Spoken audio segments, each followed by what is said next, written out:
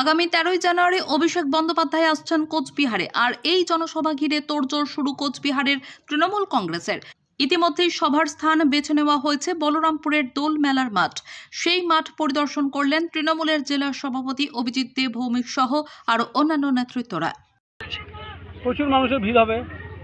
বড় রাসমেলা মাঠের থেকে বড় মাঠ খুঁজে পাচ্ছিলাম না। এই একটা মাঠ পাওয়া গেল যে রাসমেলা মাঠের দ্বিগুণ এরিয়া।